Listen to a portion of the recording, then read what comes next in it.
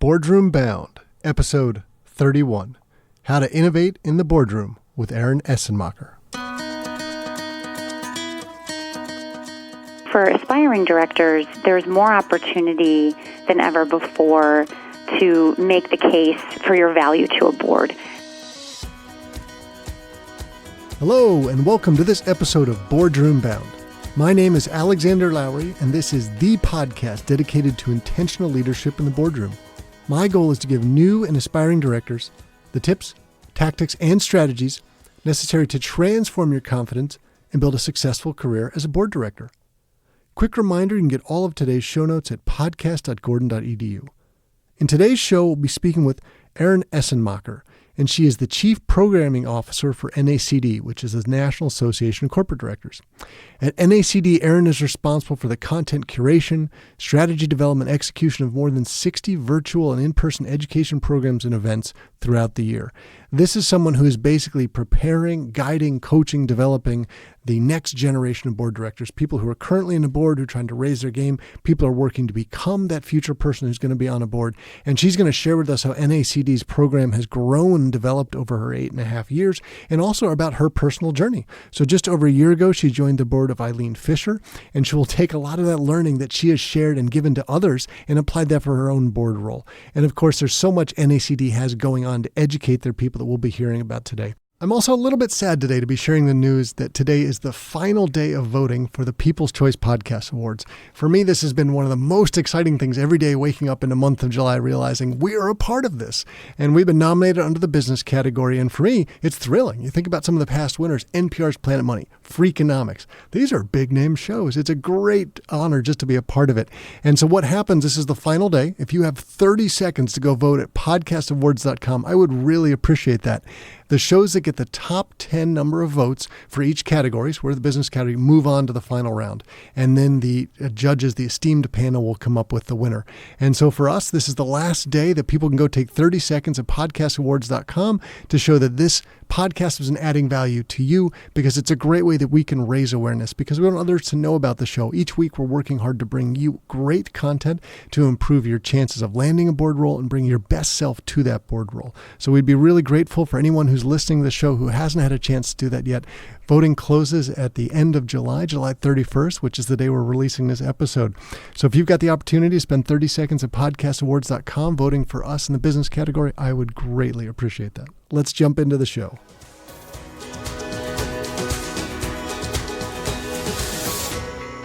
Erin Essenmacher, welcome to the Boardroom Bound podcast. Thanks for having me. I'm happy to be here. Well, delighted to have you here. And in some ways, this builds on when we had Peter Gleason in episode 24, who was the CEO of the National Association of Corporate Directors. He and I blazed through that half an hour conversation, and there was so much great detail about how you guys educate and prepare board members that we really wanted to get into, that it was wonderful to have you back on the show, because I guess he would probably point to you and say, that's my chief programming officer. She knows all the details. She makes it all happen. Get more information from her. So we really want to do a deep dive into that today. But I'd also like to set the scene for our audience of getting to that position is not an easy thing to do. How do you get all the knowledge and the experience? And you've got such a fascinating background. Maybe you can set the scene for us a little bit about how you got into that position today before we unpick it. Yeah, so I've been here at NACD in this role. My title's changed once or twice, but the scope of work has basically been the same. I've been here for about 8.5 years, and I think, my story and how I ended up at NACD, and I think the way I've been able to flourish here and help the organization grow, is really an amazing diversity story. It's a success story in terms of the broader lens through which we talk about diversity and the power of diversity. My background is a little non-traditional compared to some of my colleagues. I didn't sort of grow up professionally in a corporate environment. I didn't work at a big company. I didn't have a background specifically in corporate governance. My background was mainly in media production. I had been a producer, director. I'd owned my own business for a decade or so, and worked with a lot of the big, cable outlets, the Discovery Channel, Animal Planet, History Channel, Court TV, PBS, people like that, and then did my own independent projects. I had a lot of corporate clients as well. But I think, I kind of fell into NACD first as a contractor. A former colleague of mine was here in the director of education job. She knew my background. She needed help programming an event, and she asked me if I would come on and as a contractor to help with that. And I said, well, I don't famous really... last line. It's just going to be this right, one exactly. little thing, right? Exactly. And I said, I don't really have a background in corporate governance. I was a political science major in college, political science and American culture. So the issues that kind of underpin corporate governance and some of the regulatory pieces and things were things I was familiar with, but it wasn't sort of my native language, if you will. And I said, it's not really my background. And she said, because she had come from media, she said, it's just like casting. You figure out who's my audience, who am I trying to reach, who are going to be the smart, interesting people that are going to help tell that story, and that's who you go talk to. So she put it in the lens of the experience that I brought to the table. So I came to NACD, worked here for about 9 months or so as a contractor, and in the meantime, my friend who was doing the director of education work left. And it was just one of those things where I think, through a more traditional lens, I probably wasn't the obvious candidate for this job, but I was here doing the job. I was loving it. And I think it was really easy to see once I was in it how this background I had that looked pretty non-traditional on paper was actually a perfect proving ground for the work here at NACD, and especially at an inflection point in our growth and in our strategy where we were really rethinking how do we expand our member base, how do we reach our members, and educate them in a new way that really is not just keeping pace with the way that the environment's changing, but hopefully helping them stay one step ahead of how the environment's changing. And I think that involves a lot of creativity. It involves a lot of being able to connect the dots. I always say one thing about, being a documentary filmmaker is that you have to go in and take a subject that you know little to nothing about, get up to speed really quickly, and then figure out how all these disparate points of view, disparate, fact patterns come together into one mosaic, and how do you weave that together to tell a compelling story and to educate folks. And that's essentially, what we do here on the education team in terms of how we approach the content that we're putting out. And I think that's a wonderful way to explain it, because it's probably a different perspective than most board directors would come to think of it, right? But it makes so much sense of you are bringing together a group of people of a similar goal and purpose and giving them the right information and setting them off on their way. And during your 8.5 or so years at NACD, you've probably seen the pace of change, the focus on the boardroom, the intensity around it from the media and activists change so much that your role's importance has gone through the roof. Yeah, no, I think that's absolutely right. I think, I've had the privilege of watching and hearing so many conversations evolve, of hopefully, being part of that evolution, driving that evolution. I look at something like cyber, for example, or the board's role, more broadly speaking, in oversight of technology. 6-7 years ago, I programmed a session at one of our master classes called something like the board-CIO relationship. And we literally had people stand up and take the microphone during Q&A and say, why are you wasting our time with this? This isn't the board's job.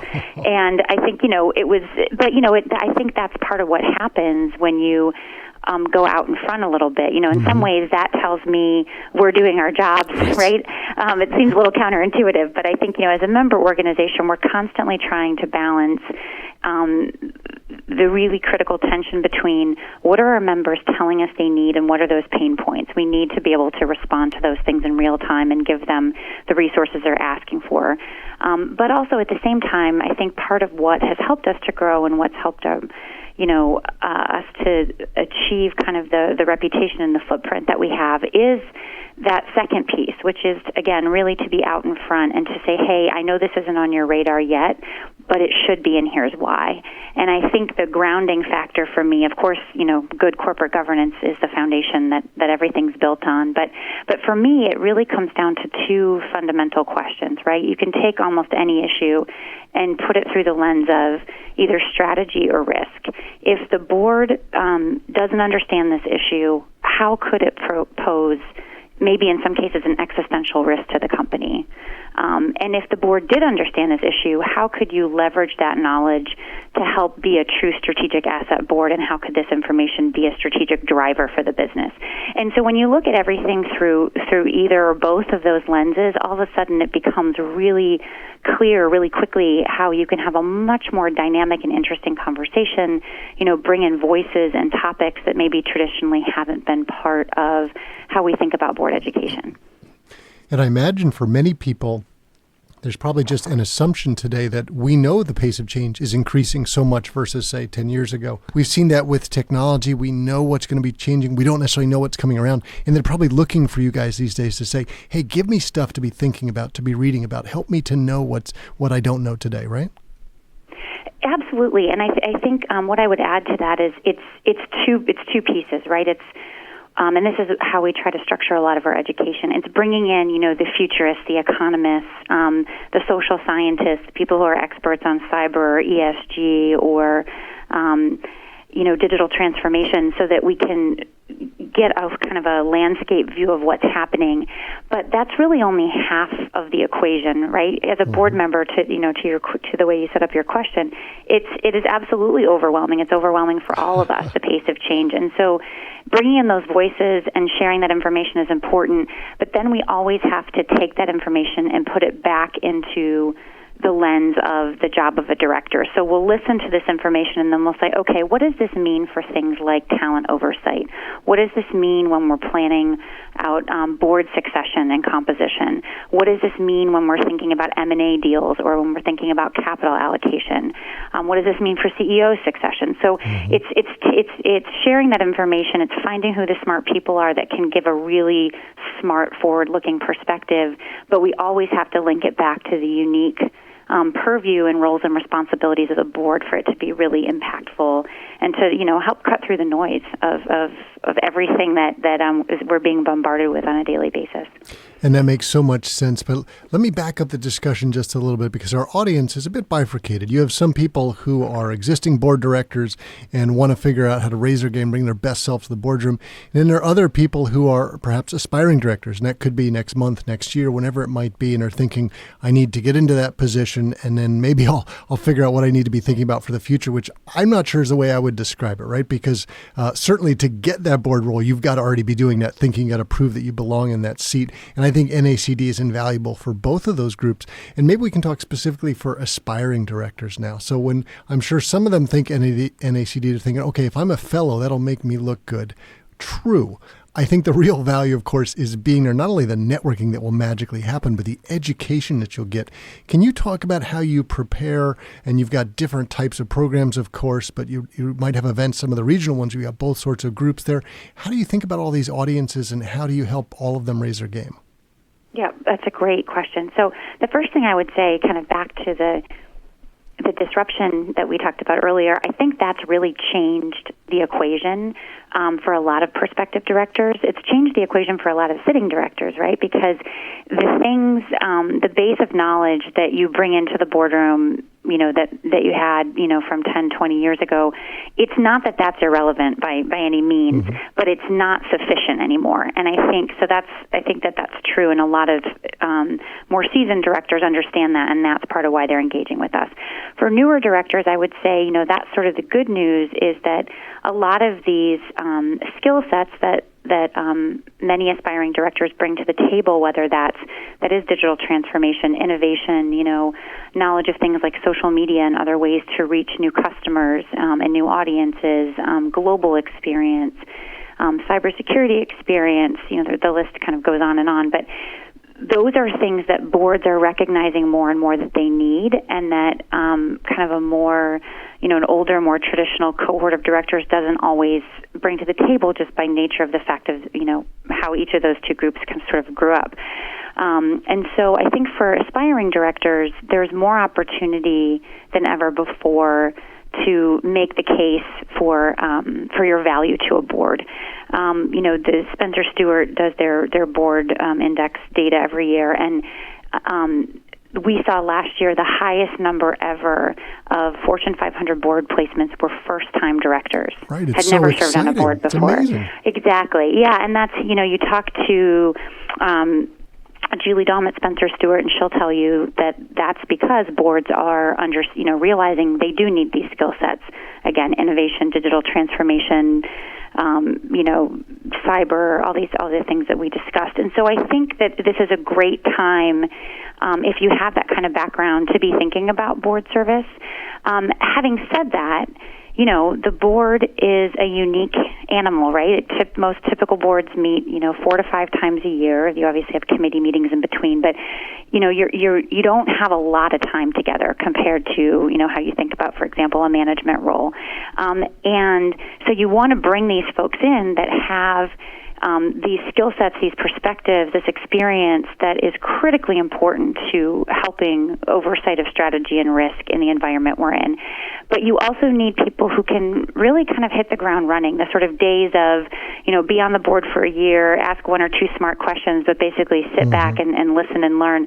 Those days are kind of over because of all the speed and the fact that the environment is so dynamic, all the things we've been talking about.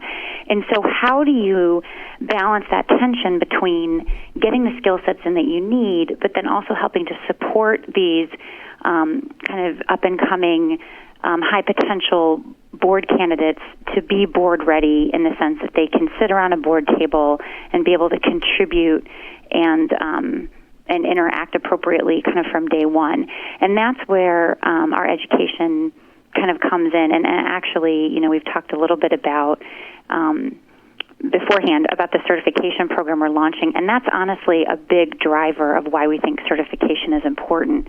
And certification kind of takes our education for new directors and kind of kicks it up a notch. So there's lots of great director education in the country. I'm obviously partial to NACD's director education, but there are wonderful organizations doing really high-quality director education all over. And, there are some other, certificate credentialing programs, kind of like our fellowship, that exist in small pockets. But the United States has never had a true a true certification for directors. Lots of other countries are actually pretty far ahead of us when it comes to this. So Canada has a director certification program that's, been in place for over a decade. Australia has a program. The IOD in the UK has a program. South Africa and Brazil in the last 5 years have launched programs. And in, places like Canada and Australia, it's sort of like if you're applying for board service and you don't have the certification, the question is sort of like, well, why not? What's up with that? And it's the initial piece of certification involves some kind of education, and I can talk a little bit about what ours looks like, and then an exam. And so we're building a certification program now that will launch in October. It's been a 2-year journey, but it's been really exciting. And we've been working with a great partner called the Caviar Group that's helped dozens and dozens and dozens of organizations across all kinds of professions and sectors build professional certification programs. So they've been invaluable and really helped guide the process in terms of, giving us advice and counsel.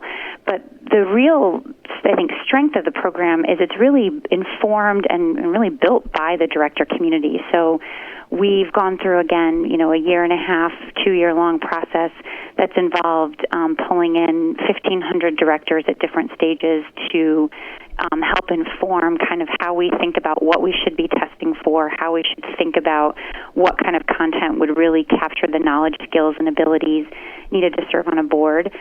Like any good certification, we're not saying it makes you a great director. We're just saying that passing this exam and achieving your certification means that based on the judgment of your peers and based on their input, that you would be a competent director in terms of having the baseline understanding of the roles and responsibilities, the function of the board, to be able to serve.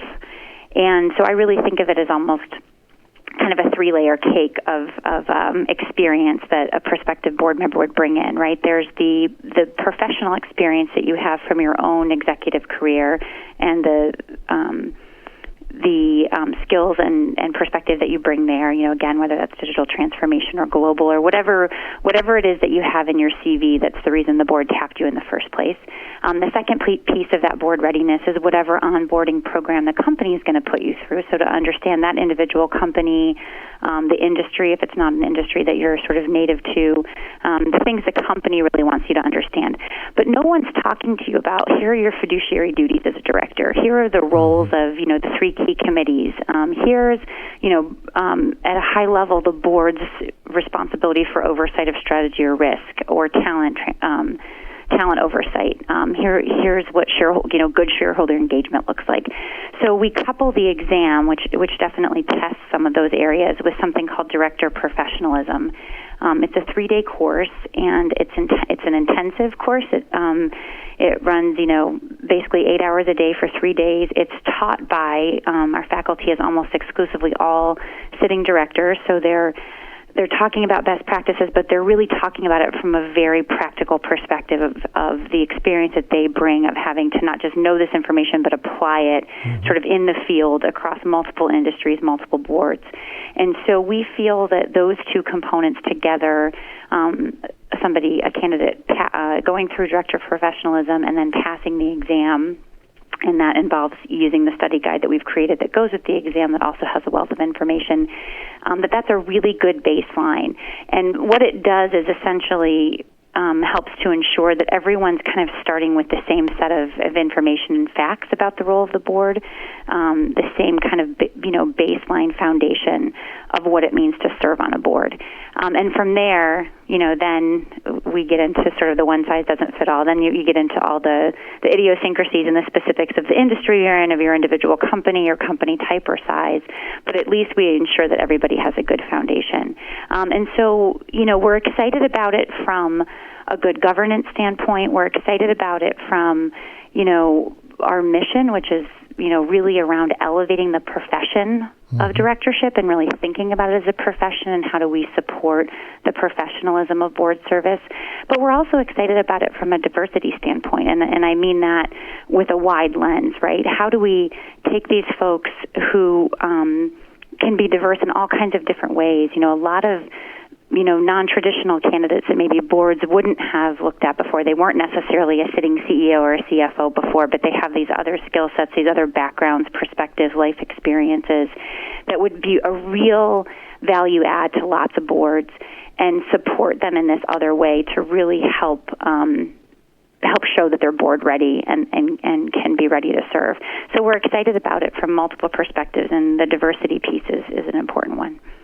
And there's no question that I'll call it diversity of thought, because I think that encompasses all the different ways and how essential it is, because that's how a company innovates, is by having different perspectives of all different levels around the room. So it's wonderful you do that, but that's not all that you guys do in terms of preparing people and planting seeds, what people should think about. Another example would be you guys recently launched your own podcast, right, called Future Fluency. Yes, we're really excited. We've got an amazing response to the podcast so far.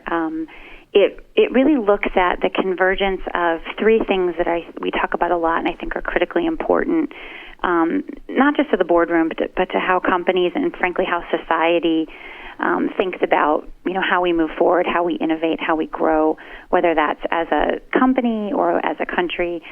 And that's really looking at the convergence of innovation, culture, and diversity. And how do each of those things kind of work together to create a larger story, kind of a larger mosaic? And so we've, looked at things like, how do we think about unconscious bias and how does that hold us back?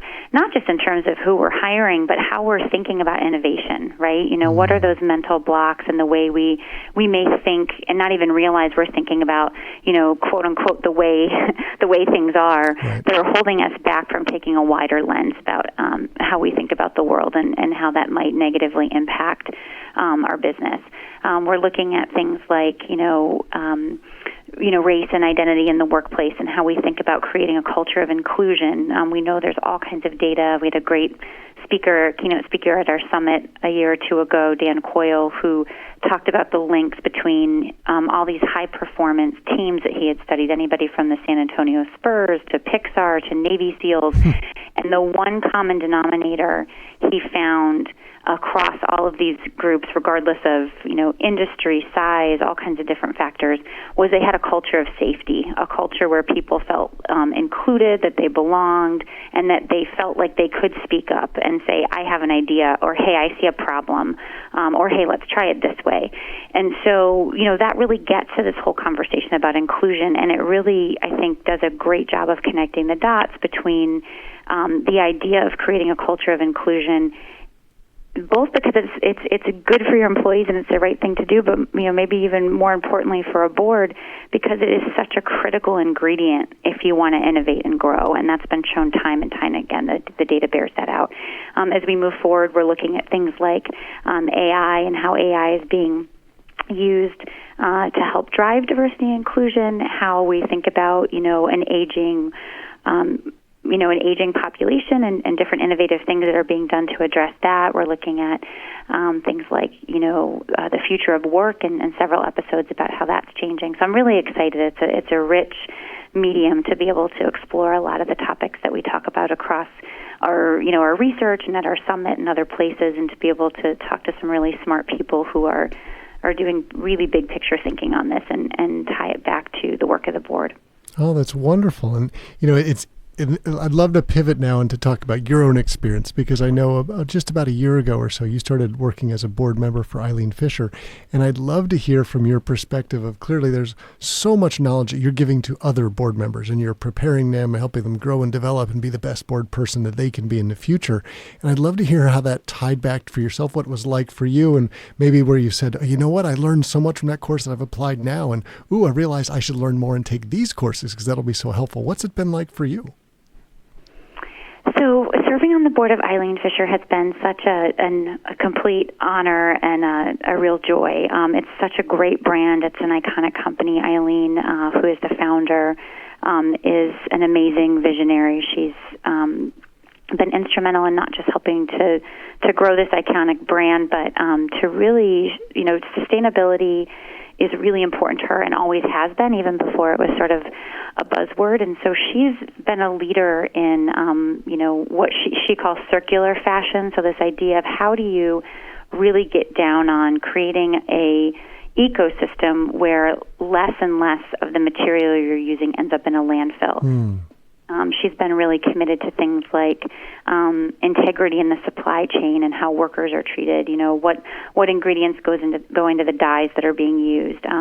One of the things that's happening right now that I'm really proud of, and I think is a great part of the Eileen Fisher story, is they want to be using more organic cotton and organic materials. Well, if you're a farmer and you want to switch over to being organic, it's a very expensive process, especially for a lot of small farmers. So there's a farm.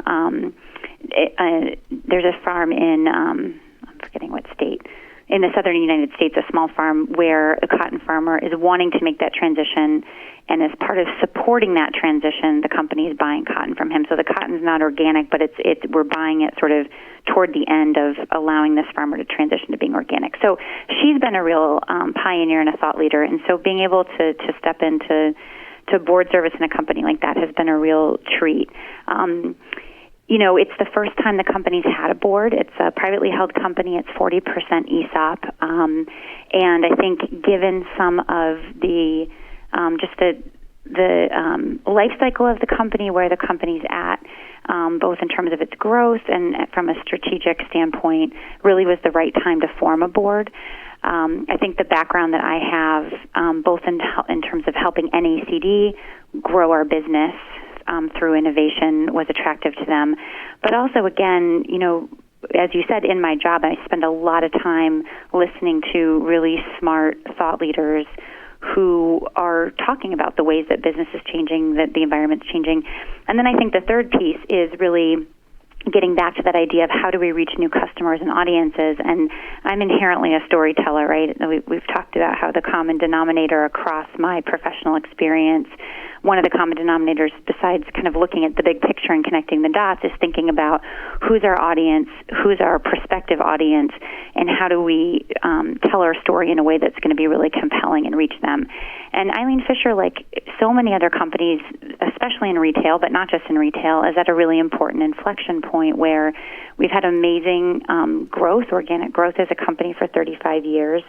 And, the environment's changing. The core customer that got us to where we are now is not by herself going to be the core customer that builds the future for Eileen Fisher. And so how, do we think about all these pieces together? How do we think about, the customer? How do we think about the story we're telling? How do we think about the product? How do we think about the culture inside the company and how all these things work together? And so, I've been able to bring in the experience and the knowledge that I, get from running our programs here at NACD, as well as the experience that I bring to the table even before NACD. And it's interesting because, I think there's so many things that we talk about around the board table at Eileen Fisher that actually remind me of NACD in terms of where we're at as a company. I think almost every company, if you're paying attention, understands that you're at some kind of strategic inflection point, even if that's to check in and say, actually, yeah, we think we're doing everything right because we've made all these investments. We're thinking about this the right way, so we're going to continue on the path. But things are changing so quickly.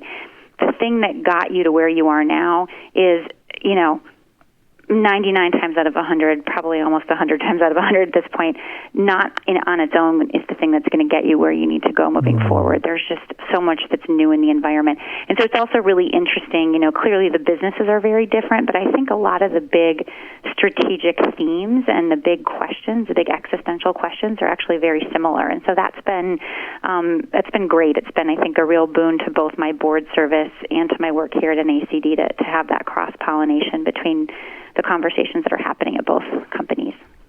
Well, it's fascinating to hear you think about how you prepare and educate others and how you apply that same knowledge to yourself as a board member.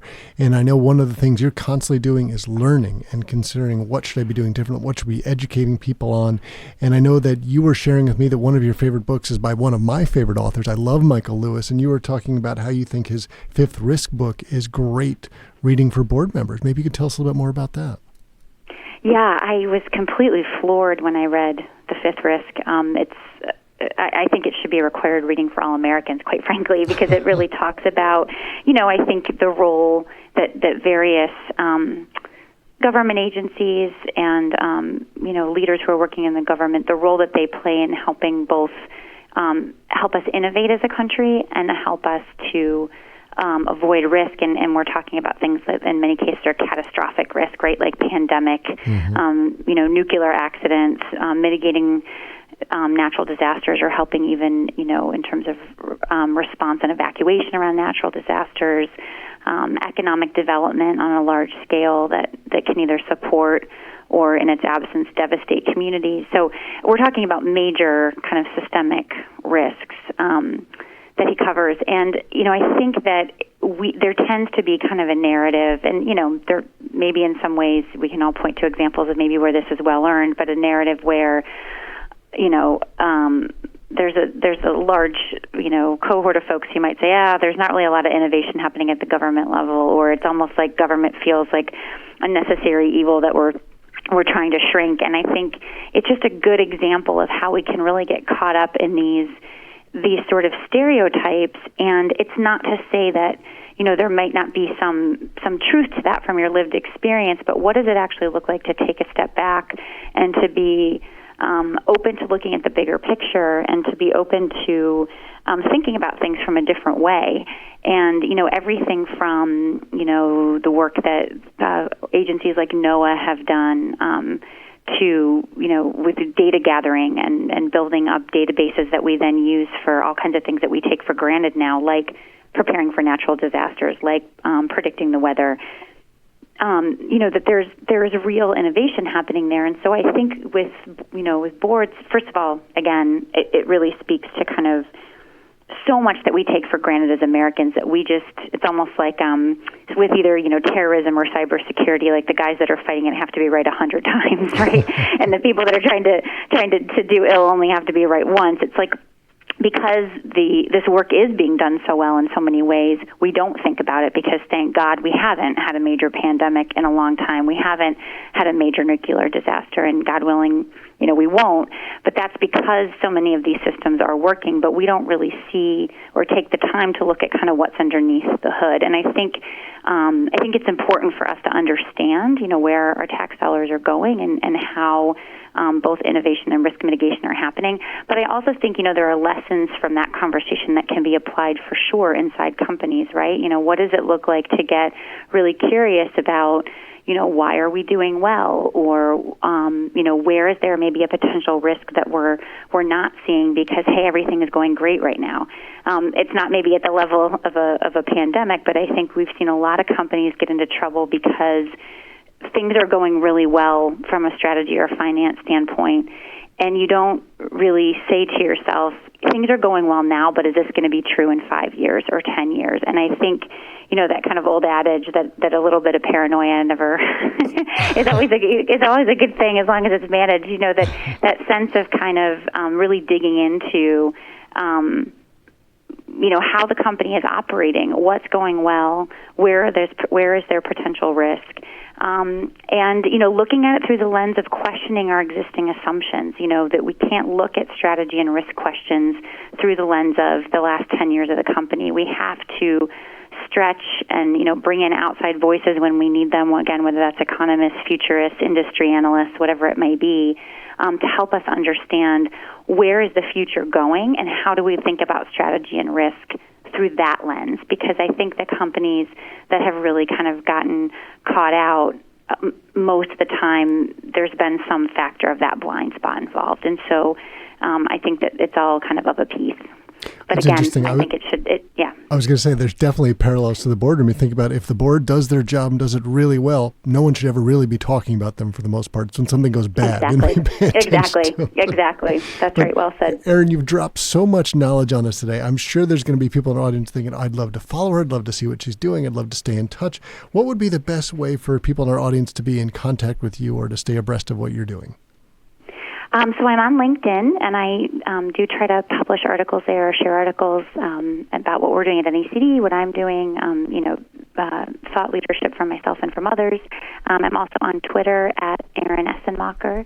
And then always you can check out the NACD website, which is nacdonline.org, and that's where you can find the podcast. You can find links to all the education and content that we're working on, and press releases about what NACD is up to. And we will have links to your Future Fluency podcast and the new certification program. And, Erin, we were just delighted to have you on this show today. Thank you for sharing your insights and helping all of our audience to be more boardroom bound. Thank you so much. It's been a real pleasure. I appreciate the conversation. That's it for this episode of Boardroom Bound. I really enjoyed chatting with Erin Essenmacher, and it was wonderful to hear as the Chief Program Officer for NACD over the last 8.5 years how she has innovated the organization's training and coaching and guiding for new and aspiring board members, helping all of them to bring their best self to the boardroom, and how she's applied that knowledge to her own self and her own career. She's been on the board of several nonprofits, and about a year ago joined the board of Eileen Fisher, and she has shared how she's helped not only NACD but herself in the same way. And it's wonderful how that works in that regard. Now, we talked about a lot of resources today, and you can find those over at podcast.gordon.edu. And maybe the most important thing today is I just want you to understand that the Boardroom Bound team and I are just so proud. We are thrilled to be your go-to podcast for all things that connect, prepare, and empower you to land a board seat. Be sure to subscribe to this podcast so you don't miss any of the high-quality content that we're bringing to you every Wednesday. Thanks for joining me today. I can't wait to share more strategies and stories from brilliant business minds with you again next week. Remember to keep tuning in to be Boardroom Bound.